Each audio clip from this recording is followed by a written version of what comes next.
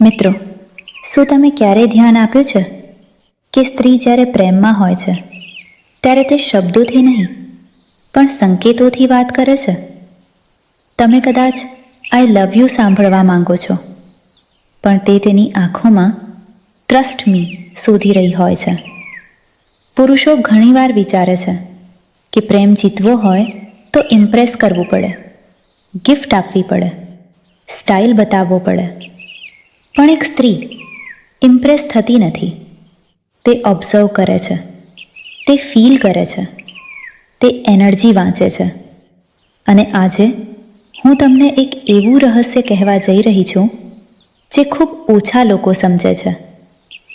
એક એવો સ્પર્શ જે શરીરને નહીં પણ આત્માને અડી જાય છે.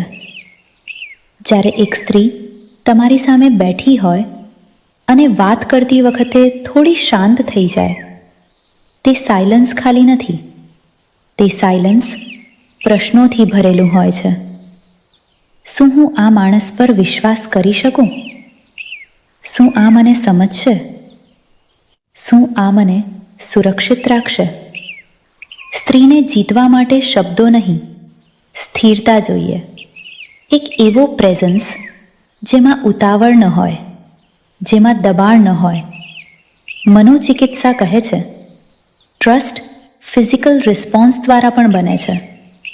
સ્ત્રીના શરીરમાં ગરદન પાછળનો ભાગ અને રીઢની હાડકીનો ઉપરનો વિસ્તાર ઇમોશનલી સેન્સિટિવ ઝોન છે.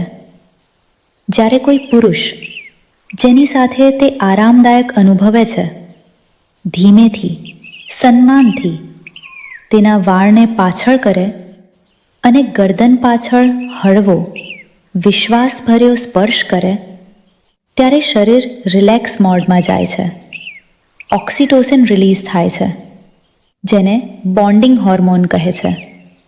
પણ સાંભળો, આ સાયન્સ કરતાં પણ વધુ સ્પિરિચ્યુઅલ છે. યોગ કહે છે રીઢની હાડકી એ એનર્જી હાઈવે છે. સ્ત્રીની કુંડલીની એનર્જી ત્યાંથી જ ઉપર ઉઠે છે. જો સ્પર્શમાં શાંતિ છે તો એનર્જી ફ્લો થાય છે. જો સ્પર્શમાં વાસના છે તો એનર્જી બ્લોક થાય છે.